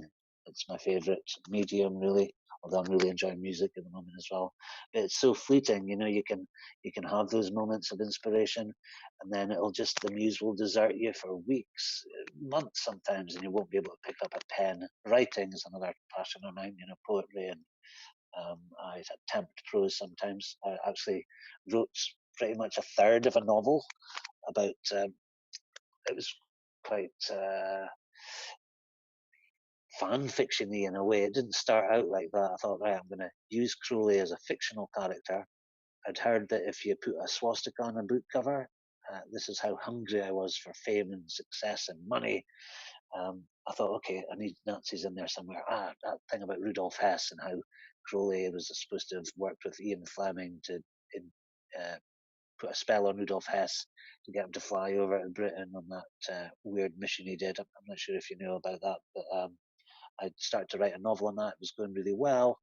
And then, but I was still in my addiction phase at that time, and I got so desperate one day, I swapped the laptop without backing it up, without really caring, for a tiny little bit of you know what, and I lost the whole novel. I've still got like a couple of fragments on my blog, but Oh, yeah, I've gone off on a tangent that there, but says, I know, but what that says it all, doesn't it? Really. Yes. Oh, indeed. There's nothing to say because that says it all. Wow. Yeah. That's There's, how that shit works, man. it is. I kind Well, of sold there's, my soul to it for a while. yes, well, we make contracts constantly when we don't realize it. And Yeah. that's part of the trickery in life in general. And then when we start working with magic, and then when we start diving into all this other stuff, we don't realize how often we're actually making contracts. So every time you scored, Yeah. you were making a contract with that substance. Yeah, and when it first presents itself, I mean, we really came from like a club scene where the dance, the Summer of Love and all that MDMA had it kind of made it okay to take harder drugs. Where me and my friends, although we were quite wild, we would take mushrooms, smoke weed, drink, but that opened the door to all the other drugs. And when it first came, we'd smoke on the tinfoil. Like a beautiful angel had come into my life. There was no worry. Everything was comfortable. It was like living in a dream. And then when it's got you, it suddenly shows its evil side. It's like something out of a horror film. It's like, comes on like an angel, and then you find out that it's actually a demon that is sucking your soul. The fang is a needle. The fang is a needle. Yes, I've often thought of, it's a metaphor for vampirism as well. There's a lot of sharp things, piercing flesh and veins and blood, and you're all white and you kind of stumble about in this twilight all the time. I often wonder if, there were that decadent kind of, although they weren't, well, no, Bram Stoker, there would have been intravenous use by then, but I've always thought there was a metaphor. Vampirism is a metaphor for addiction in some weird way. But like all my ideas, it's not very well thought out. Oh, it's absolutely a metaphor because vampires are addicted to blood. Yes. Yeah, exactly. It's thought out. It's out there in the world. It's one of the things I was curious about here is the idea of how, so when you're doing all this, you're dancing not only with the devil, you're dancing with death. And metaphorically with the devil, metaphorically with death, but actually it can be literally with death. Oh yeah, I mean, a few of my friends did actually die, and I almost did once. Can you give us the story of your experience of almost dying? This is very strange, and I I don't know how I managed, because I was clean for about 2 weeks. It was round about that. I mean, I did my degree when I was pretty much, still pretty hardcore user. But it was round about the time I'd left, and for some miracle, I managed to be completely clean for about 2 weeks. And I had this very perverse urge, because I knew I was clean and I would get one hell of a hit, to go out and score. And a friend of mine, helped me to get it. And we both kind of knew that I was going to OD that day. We were kind of almost talking about it, a bit like an as if. But thinking back, I knew that was going to happen that day, and kind of so did he. And I get the feeling that he kind of wanted the vicarious thrill of watching it happen, and it did happen. And I was thinking about this today because I thought the subject would probably come up, and it was very profound. I mean, you've got to remember that opiates do make you feel like you're kind of, not saying to anyone to try them, for God's sake, don't. They're absolutely the most destructive substance in the world, but they do make you feel extremely euphoric and like you've died and gone to heaven. But this time I did. So I literally, the cliche story, I did the thing. I saw blackness just gathering at the edges of my vision. I presumably passed out. I saw this, it was literally like my body was rising up into this bright, bright light, but it was clouds, as cliched as that sounds. And then just this gorgeous feeling in my body of just kind of being free of everything. And it was the most euphoric feeling I've ever had in my whole life on planet Earth. And then I woke up with a paramedic, like one on each side, and one like staring down into me. They'd given me that shot that they give people on the tracks alone or whatever, and I came round, and that was that. But that's the only time that's ever happened. I had quite a high tolerance for most of the time, so I really wasn't the kind that would be collapsing and gouging out all the time. But that time, that certainly happened. But it's weird how we talked about it, the possibility of it, and I still went ahead and did it. And I don't know. Some things I can't really explain why I did them. So here where you are now, what are your ideas? And so I'd like to tie this into the dreamscape as well. And I know you've already given us an idea of, you're chasing the dragon in your dreams often, and which is common for people in recovery, and a constant, a thing. It's a thing. Uh but Yeah. what are your ideas around death, and where do you stand with that now? So I just don't care where you came from with it. I'm interested in it, in your ideas of it now. What is it? Where do we go? What do you think about it? Where are you with it?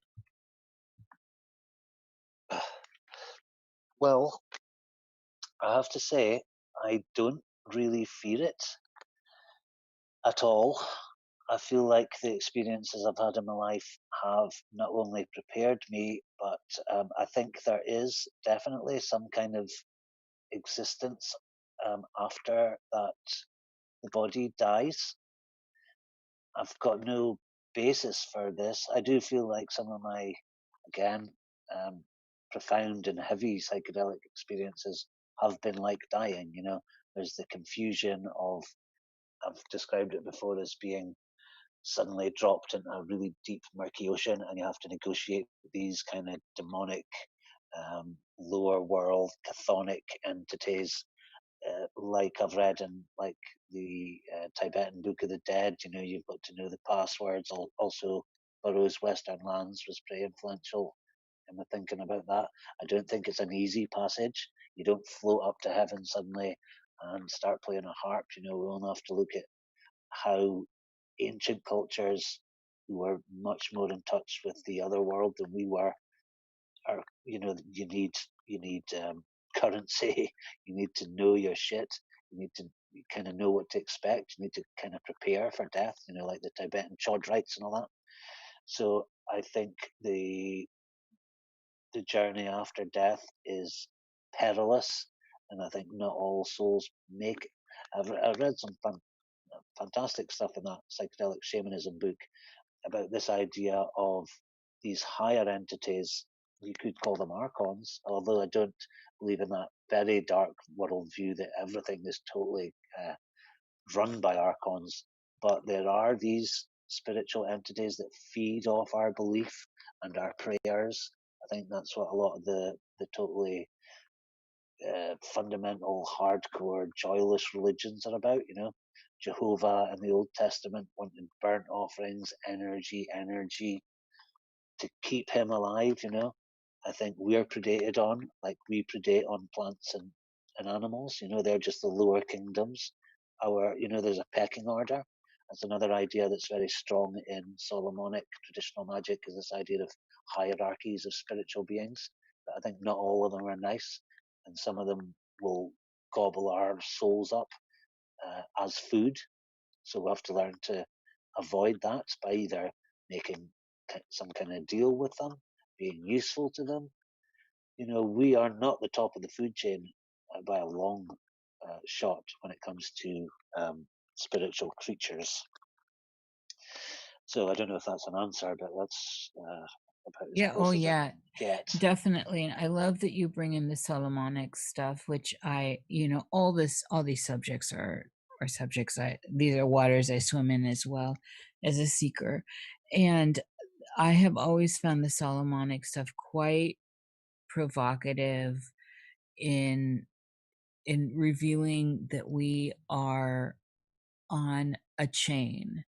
And I know I Yeah. encounter this idea of hubris around all the time. We all do here, where so many humans really buy into their ideas of dominion, and that they're just utterly at the top.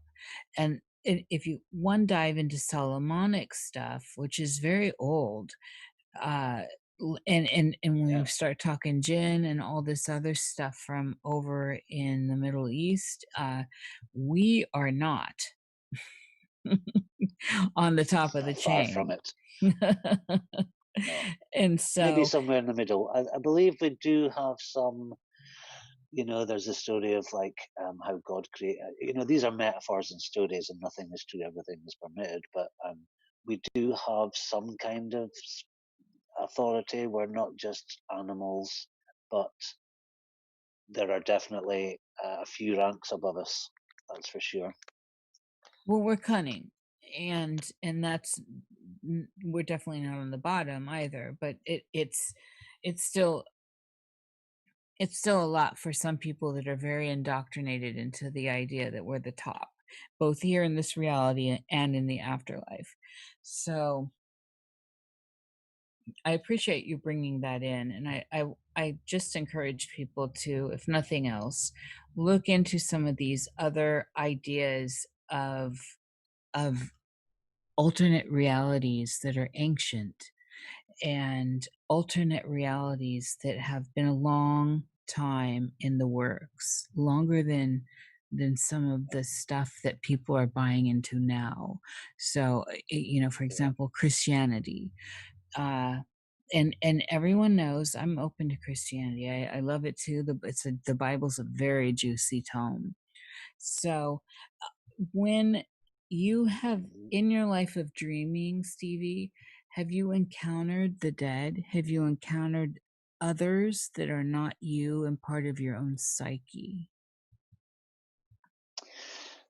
I not in dreams, but one day, I've never talked about this before. I've kind of wanted to possibly bring it up, but then I've shied away from it a bit. But one day, when I was at a real low point in my life, and I was drinking heavily, I was also using this, that, and the other thing, and I'd been kind of cooped up in my flat for days. I was extremely depressed, and I had this experience where I sensed two presences, let's say that, two female presences, right? And I started to kind of communicate. I think it was more alcohol, but I think maybe the aftermath of other stuff.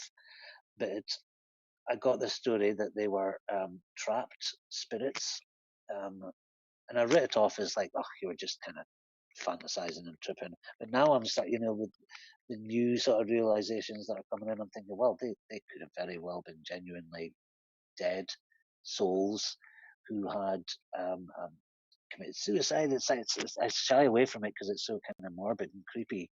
But and it was two women, and it felt like I was sitting with two normal human women, except I knew they were dead because they were telling me they were. They weren't quite as tangible and solid as we were, but it was an absolutely real experience to me. They gave me the kind of life stories. One of them told me a very sad story. So that happened. So not in my dream life. Like I say, my dream life is a bit disappointing, to be honest. I worried about coming on the show because I thought, well, shit, not much happens in my dreams, to be honest. It's in my waking life that the interesting stuff happens. But yeah, there was that. So, yeah. And thank you for sharing that, by the way. I've never told that story. I was a little bit thrilled when you said that, because you're very candid on your station, and it's it gave me a little bit of the sparklies when you said that, because you are very candid, and this is one of the things that I think draws a lot of people to you, is how raw and real you are, and we need more of that, of course. So also with this, where we are, I want to just kind of wrap. And so I haven't been looking at the chat, although I have it open on the side so I can see that it's there, but I just can't focus on both things. And I wonder where you are with the idea of, and this is the woo, and I have to wrap this in, and anyone that knows me knows this. Where are you with the idea of what is this otherness that is possibly in the world? And there's a million ways we can wrap it. It's AI, it's ETs from Pleiades, it's inner earth reptiles that are intelligent, whatever, ghosts, all this other than us stuff, aside from what we have brought forth today in this chat. It, it could be all of the above.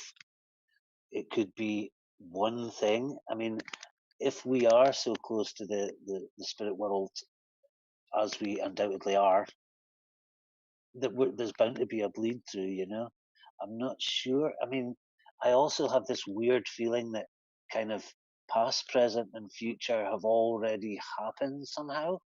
So AI has always been here. There's also the fact that we could be living in a simulation that is seriously considered by some pretty advanced scientists. To give you a simple answer, I knew it's there, but I couldn't tell you what it is. Reptilians, there's such a strong archetypal. I've seen giant snake talking things. Those are the Nagas. Riddled with. The snakes are the Nagas, right? This was like a huge. Yeah. This was a huge female kind of teaching serpent who chided me about. I had when you go through that silly stage of magic where you want to start calling yourself Frater something or other, I picked Frater Sanctus Coluber, which means holy snake. And that's so pompous. The holy snake wasn't too happy about me. God. So she wasn't happy about that. So yeah, I honestly think now, after coming out of this materialist straitjacket that I was in, I'm open to any ideas that I couldn't say. I know they're there. I don't know what they are. That's the thing, and this is part of why the world is still very mysterious to me, is that I really feel that there's so much there that we don't know, and I think a lot of people understand that there's more here. And I don't know, and I definitely understand why we need to stay pragmatic about things and reasonable about things to get on in life.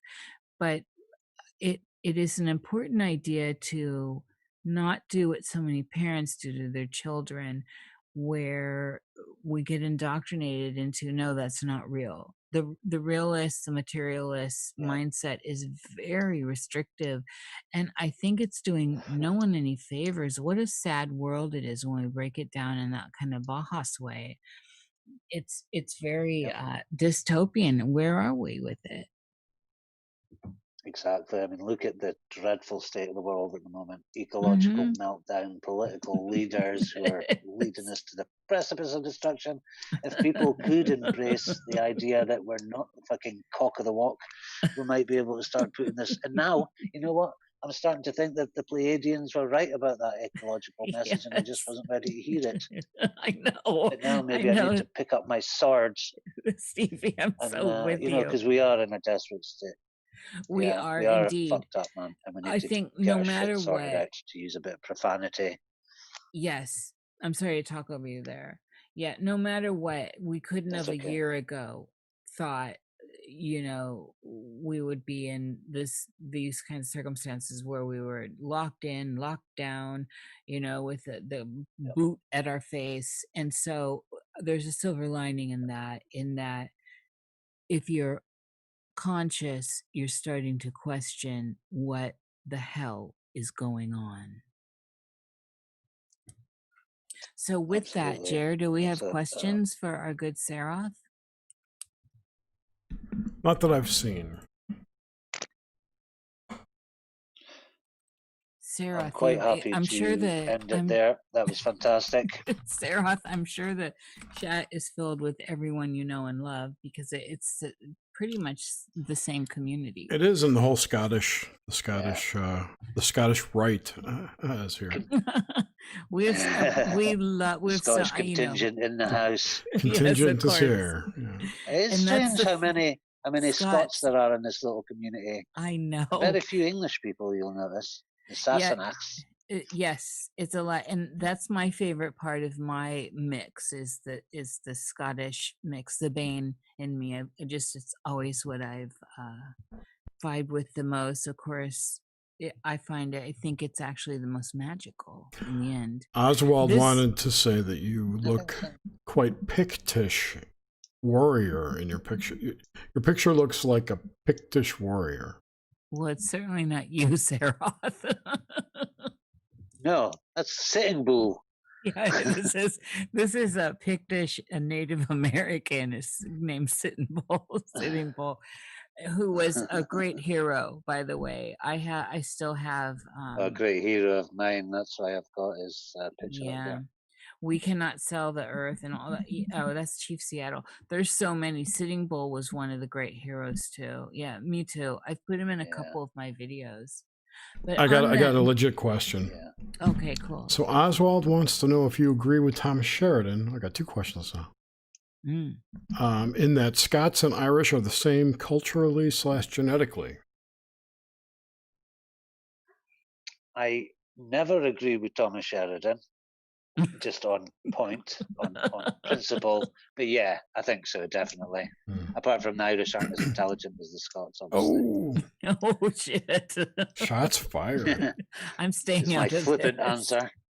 All right, and then Philip Blair wants to know if you're working on any experiments at the moment. Yes, tell us what you have I'm in the always works. working on many experiments. Which kind of feeds into the whole got anything to plug.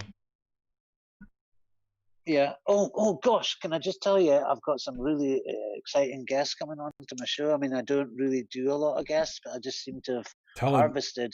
I had a high energy day the other day, and people were just totally getting in touch. Tell it, so brother. I've got BJ Swain. Is anybody author of Living Spirits? An OTO. He's a fantastic guy. Very willing to, teach and help younger, less experienced magicians on the path. I've got Dr. Al Cummins, who just released a book on Scarlet Imprint. It's a collection of manuscripts from 1567. The excellent book, The Art of Magic. He's fucking a genius. I just bought that book. I've got Arundel Overman. Oh yeah, I've got it as well. Beautiful, isn't it? Yeah, Arundel Overman's cool. I only afford the paperback. I've got. Yeah, he's coming on, and I've also got a lady called Carol McCoy, a Scots compatriot of mine, expert in the Fae, practicing Scottish witch for 30 years, self-professed daughter of Pan.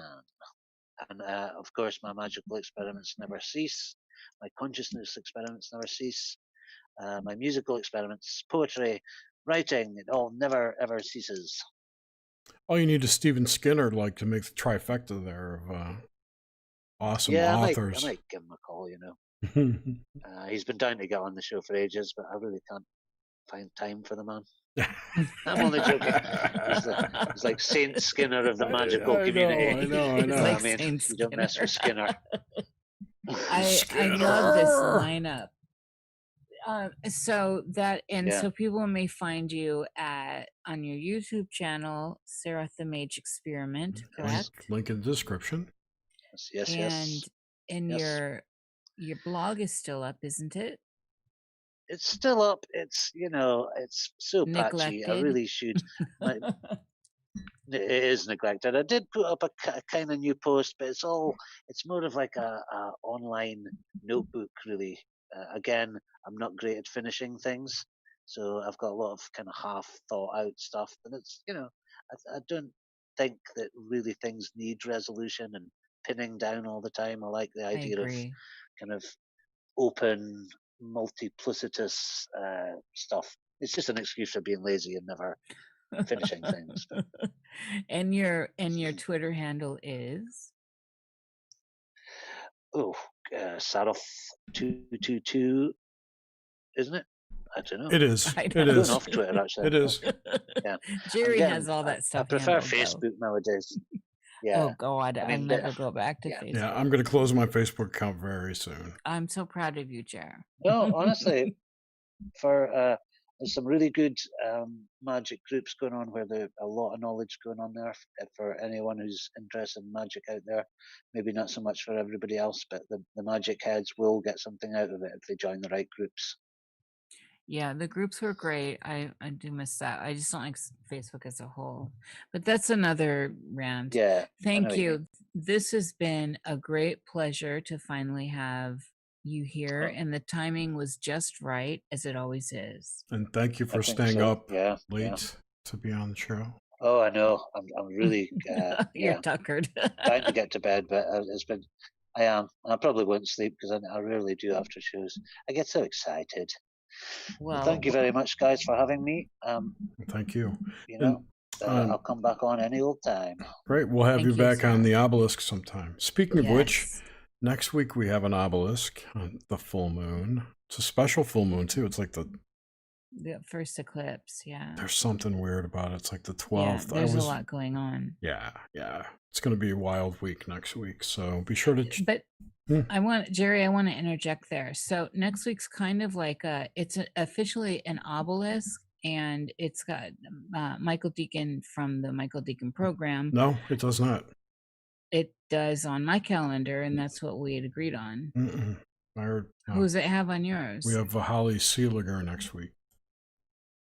I'll have to look because I just confirmed this again with Michael. He keeps getting pushed back. No, all right, I'll let that be. Michael's on the 17th of June. Okay, and that's not what I'm seeing. But this doesn't need to be on the front page. So go on with it, Jer. Where was I now? That you've interrupted me. Damn it. No. Sorry. No, it's okay. Next week's an obelisk, so be sure to tune in for that. We will be back on our regular channel next week. We're out of the penalty box tomorrow. Yay. Hallelujah. Yeah. I hate having to download this video and put it up on that channel. It's all a bunch of bullshit, but whatever. It has been a learning experience. Fucking YouTube. Okay. Anyway, everyone have a wonderful night. Good week. Remember to not wear a mask. Don't be a slave. Wear a mask. Right. I'm staying out of the politics right now. And we'll talk to you next week. Take care. Goodbye. Okay, guys. Thanks very